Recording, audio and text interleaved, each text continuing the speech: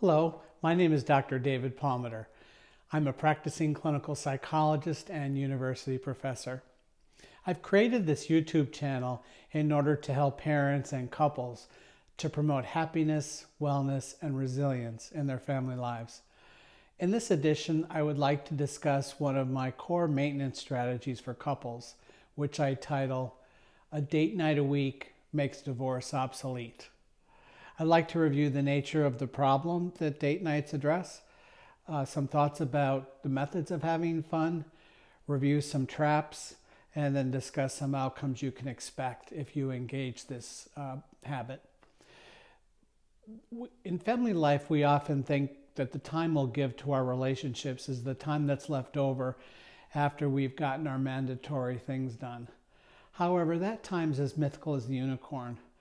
So I refer to that way of thinking as unicorning.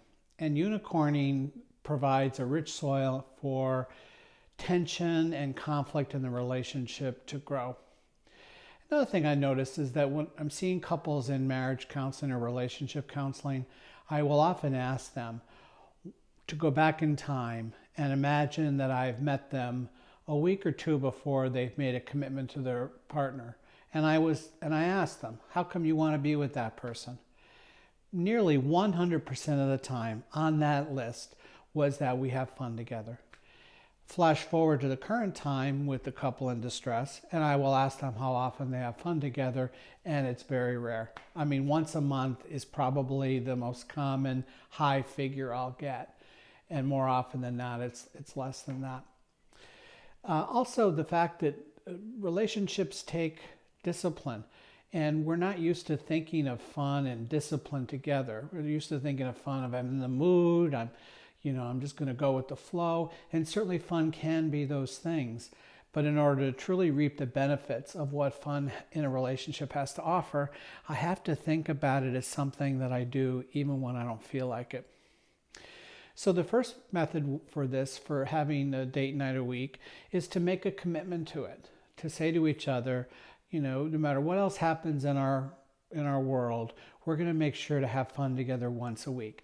It may not actually be a date night. It might be, playing tennis Sunday morning or a walk on Saturday afternoon. But at least a couple hours a week, we're going to spend having fun together without children. Related to this is the concept of a commitment device. Current me wants to do the right thing for my relationship. However, future me, at the moment that it's time to have fun, is tired, unmotivated, lethargic, maybe even a little annoyed at my partner.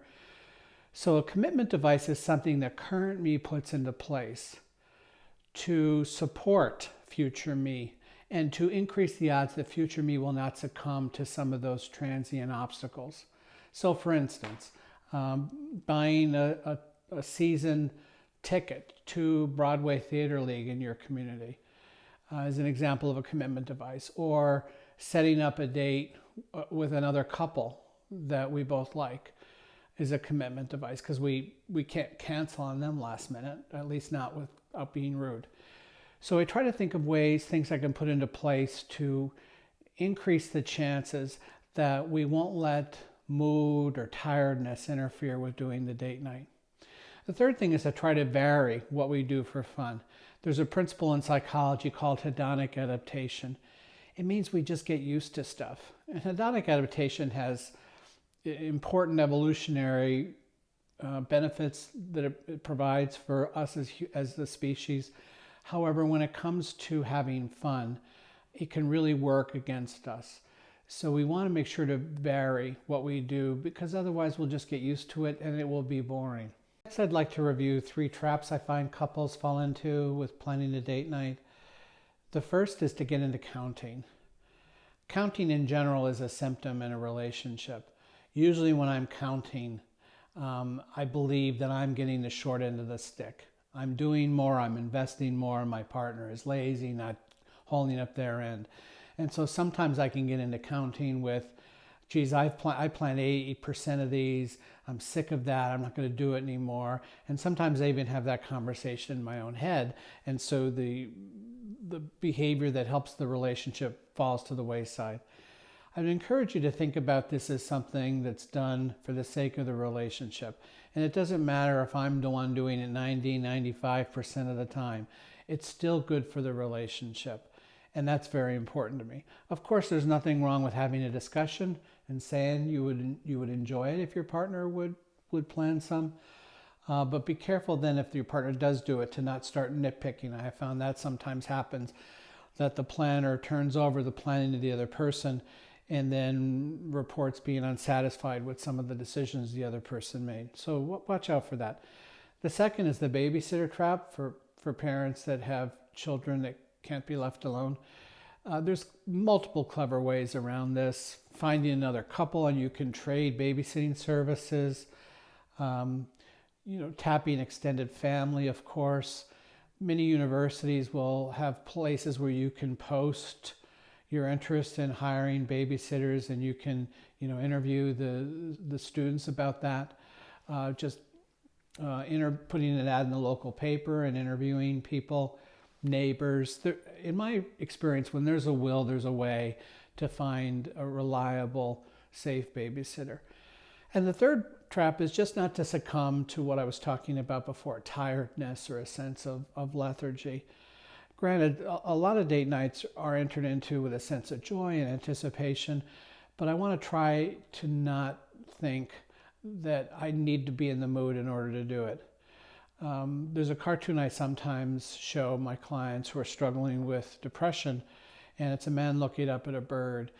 And the bird says to the man, "I don't sing because I'm happy because I sing." In other words, often the mood doesn't come first. We don't do fun things necessarily because we're in the mood.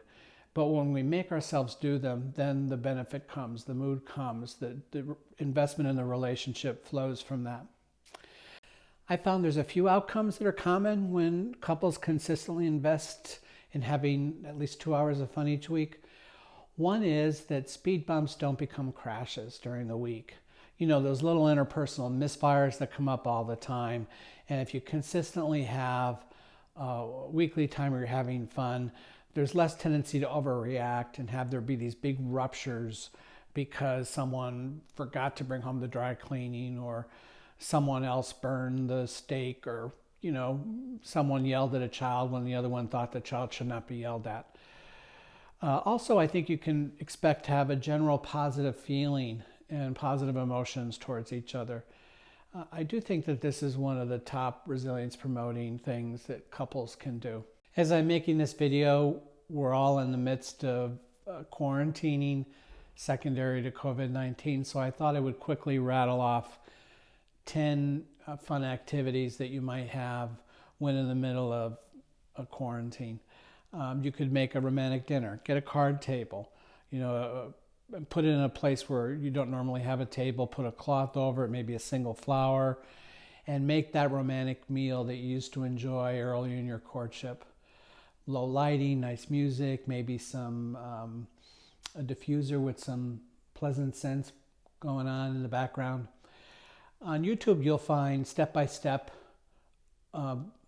tutorials for creating acrylic paintings. To do that as a couple can be fun. I've done that with my wife a few times. You could create a music video of your history as a relationship, as a couple. There's some nice software programs available for putting pictures together, videos within it also, and then setting it all to music. You could switch body massages.